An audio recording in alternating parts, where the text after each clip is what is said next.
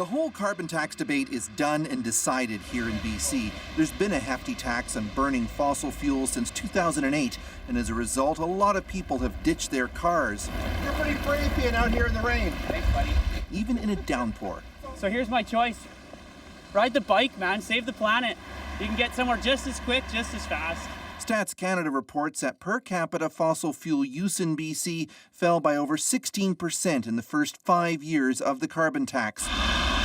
In other words, it did what it was designed to do. Most Canadians, 80%, now live in places that charge a levy on heavy carbon use. BC and Alberta with a tax, Quebec and soon Ontario with a cap-and-trade system. Other provinces, such as Nova Scotia, say its carbon fee is built into its higher electricity prices. Listen, I don't think anyone has done enough.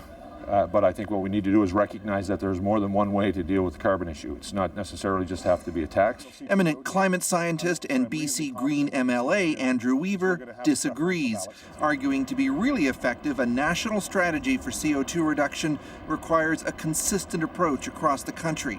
Take BC greenhouse growers. They're now exempt from paying the carbon tax to heat their greenhouses. Otherwise, lower-cost veggies from places that don't pay a tax could swamp the market. So there needs to be federal leadership to bring the provinces into a common pricing, but also there needs to be federal leadership for the ability to actually put carbon tariffs on imported goods from jurisdictions that are not actually carbon pricing. Today, the Prime Minister appeared to suggest it's more important to get every province doing something and then try to sync up later.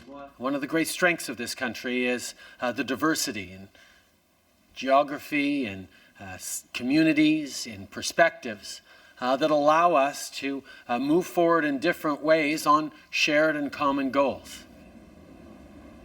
The essential question, Peter, of just how much provinces should charge for their carbon tax was, as we heard, left until later. Justin Trudeau had proposed something around a $15 per ton minimum, but a lot of climate scientists say that amount is really too puny to make any difference at all. Here in BC, a committee recently recommended gradually raising the carbon tax here up to 10 times that amount.